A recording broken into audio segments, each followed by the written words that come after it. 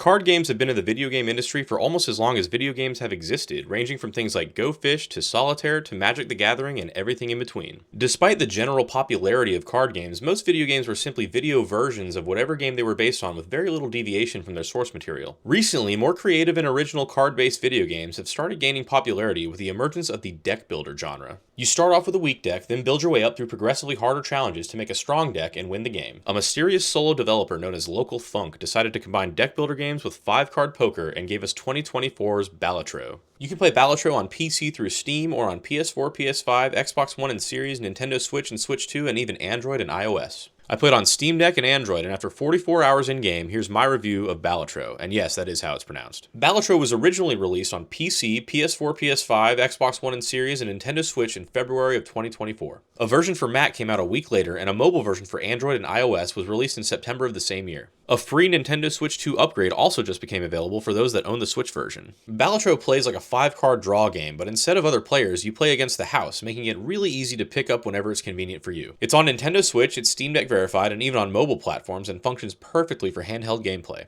Balatro is barely 2 years old, and LocalThunk is still releasing content updates with collaborations between Stardew Valley, The Witcher, Fallout, and more. These are just cosmetic packs, and they're the only microtransaction in the game. I played over 40 hours, and the vast majority of that time was actually spent on Android. To me, Balatro was almost too easy to play. I basically replaced doom scrolling with playing that for a while, and was amazed at how many hours I accumulated so quickly. Playing on Steam Deck or console uses a standard controller layout, or you can point and click on PC, but I actually found the mobile touchscreen controls to be the most comfortable. After over 40 hours, I only won 3 runs, and that doesn't sound like a lot, but I didn't mind because in Balatro, even losing is still pretty entertaining and fun. It's actually a combination of 3 different genres: 5-card draw, deck builder, and roguelike. They blend so well that now I'm sitting here wondering why nobody thought of something like this before. Alright, now let's talk about how you actually play the thing. At its core, Balatro is a single-player poker game played between you and the dealer. Instead of betting chips, you just have a minimum amount needed to win, so you get cards from the dealer and choose the highest scoring hand. You only get a certain number of hands per round, and the chip requirement gets bigger each time, so eventually, regular poker hands just won't be enough. This is where the jokers come into play, and what makes Balatro such a unique game. Between rounds, you can buy different joker cards, which give you buffs and can multiply your score exponentially.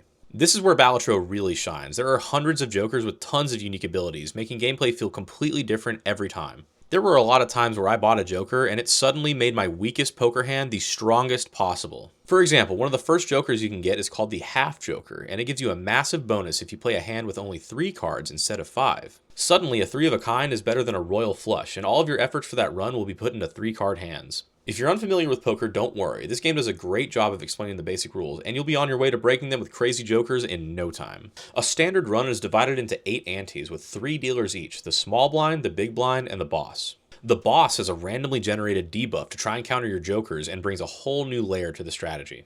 They can do things like negate an entire suit, discard random cards in your deck, and even force you to play one type of hand the entire round. The combination of jokers and bosses makes this game deeply strategic and challenging. Winning a run feels like you really earned it, and losing just creates opportunities to unlock more jokers and give you the edge next time. The game starts simple but gets difficult fast, and one mistake in the later rounds will end your run just as quickly as it started.